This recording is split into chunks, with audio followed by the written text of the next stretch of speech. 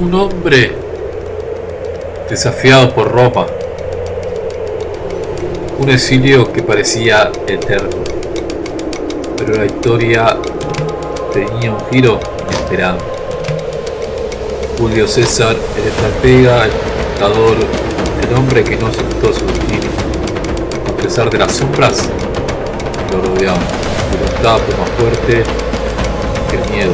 Hoy te invitamos a presenciar el regreso que nadie esperaba. La guerra que encendió las llamas del fin de una era.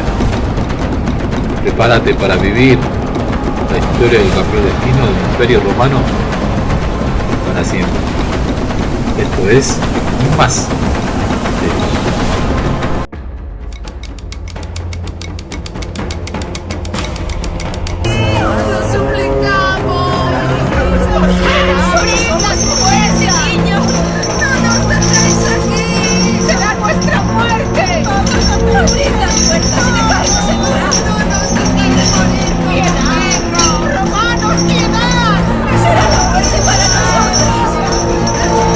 Envía refuerzos a las puertas. Acerrojadlas bien. Y doblad la guardia.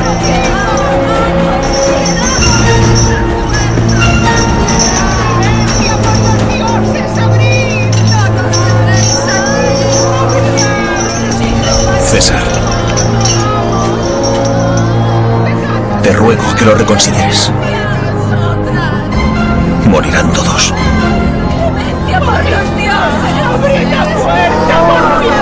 No mataré de hambre a mis hombres para mantener vivo al enemigo.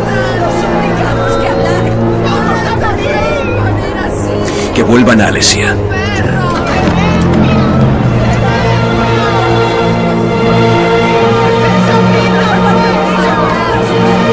¡Volved! ¡Regresad!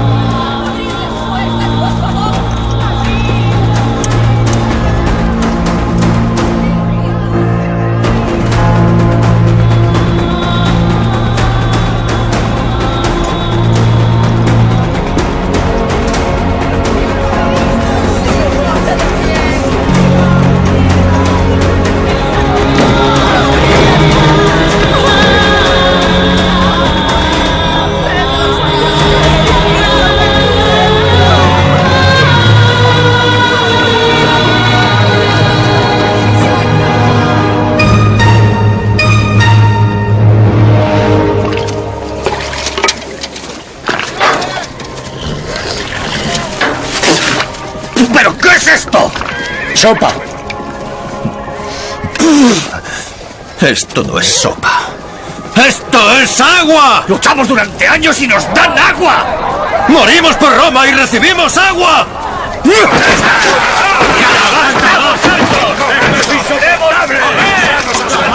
¡Callaos! ¡Ahora!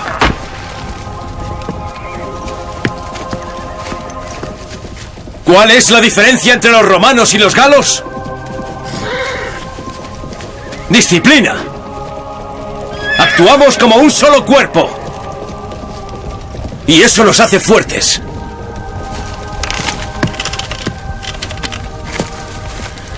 ¿Creéis que yo me sacio mientras pasáis hambre? Yo como lo mismo que vosotros. Y tengo hambre. Pero comería tierra antes de renunciar a lo que hemos venido a conquistar aquí. Y eso es todo cuanto veis. Tú, ¿dónde criarás a tu familia? ¿En aquella colina?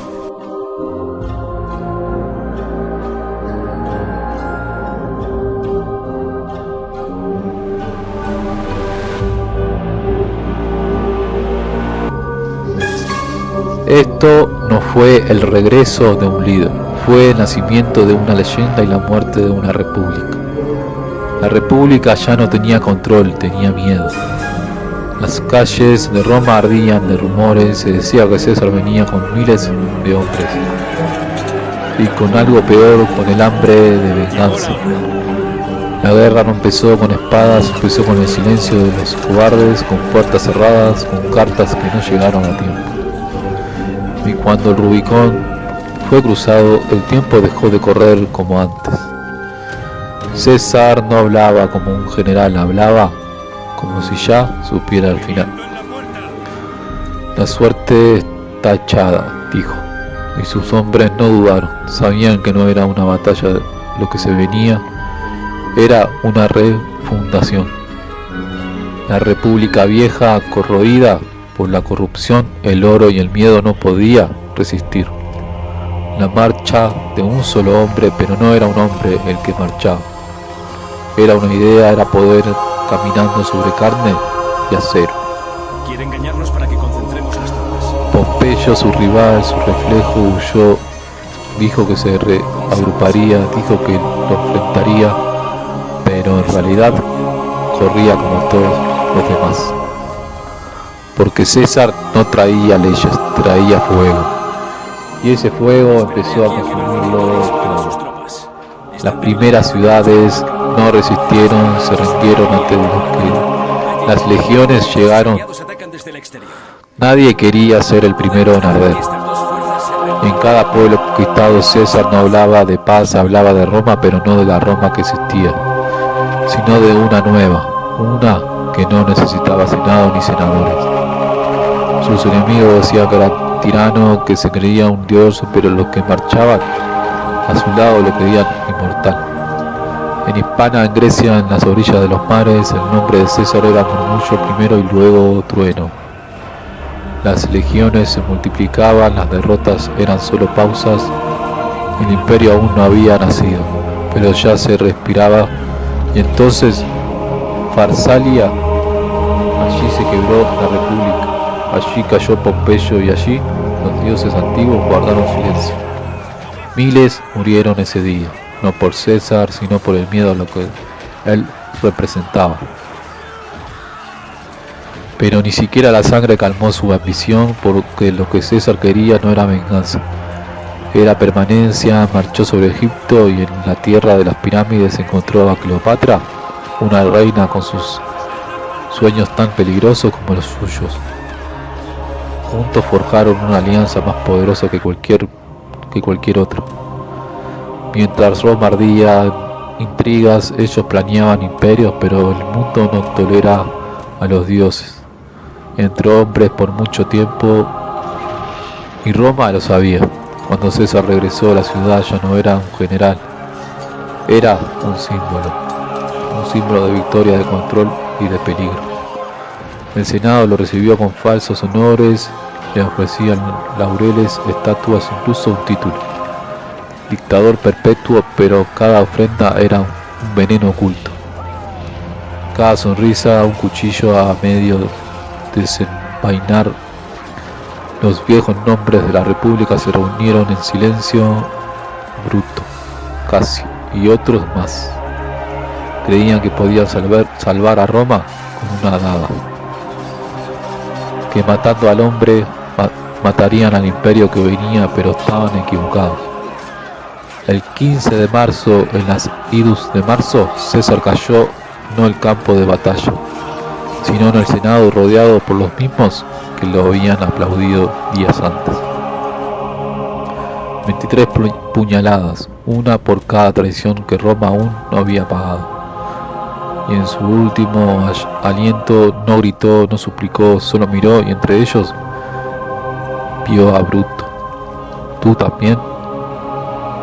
La guerra no se ganaba solo con fuerzas brutas, era una danza mortal, un juego de sombra y acero donde cada movimiento podía decidir la vida o la muerte. César no se lo cruzó el Rubicón con sus tropas, sino que llevó consigo una mente calculadora y fría. Sus legiones eran máquinas bien aceitadas, entrenadas para obedecer sin cuestionar ni para adaptarse a cualquier terreno enemigo. En la campaña de la Galia había aprendido a conocer cada río, cada colina, cada posible emboscada. Y ahora en la guerra civil su inteligencia estratégica fue aún más letal. La batalla decisiva se liberó en Farsalia en el 48 a.C., cuando Pompeyo reunió un ejército superior en número. Pero César sabía que la superioridad numérica no garantizaba la victoria. Eligió su terreno con cuidado, colocó a sus soldados en formaciones compactas y flexibles, capaces de resistir las embestidas más feroces. Sus jinetes y arqueros estaban listos para crear caos en las filas de los enemigos, mientras la infantería mantenía la línea como un muro impenetrable. Pompeyo tocó confiado, pero pronto se encontró luchando contra algo más que un ejército. Luchaba contra la voluntad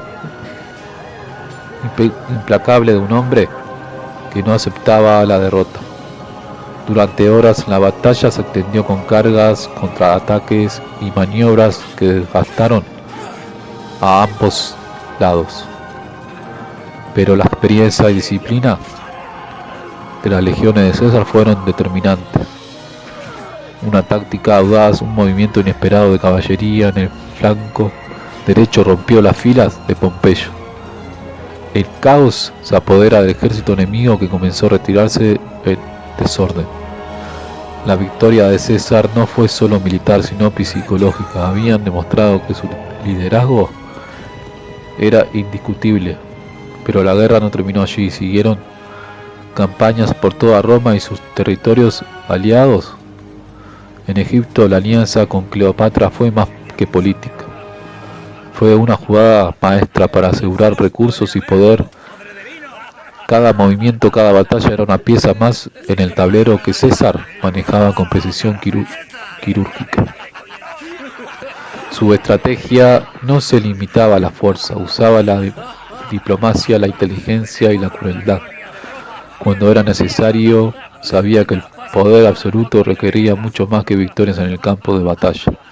Requería romper alianzas, crear nuevos y eliminar a los enemigos antes de que pudieran levantarse. César, tus hombres quieren verte. Julio César regresó, o tal vez nunca se fue realmente. ¿Fue un retorno o simplemente el despertar de algo que siempre estuvo allí? ¿Qué significa realmente que su regreso para Roma y para la historia? Eso solo el tiempo lo dirá, y en Enigmas y Misterios lo iremos a revelar. ¿Regresó César? ¿O acaso hay algo más profundo? Una sombra que nunca se fue de Roma, que sigue caminando entre sus calles, sus ruinas y en el eco de cada batalla perdida y ganada. Lo que sí sabemos es que su legado no murió con él, que esa historia sigue viva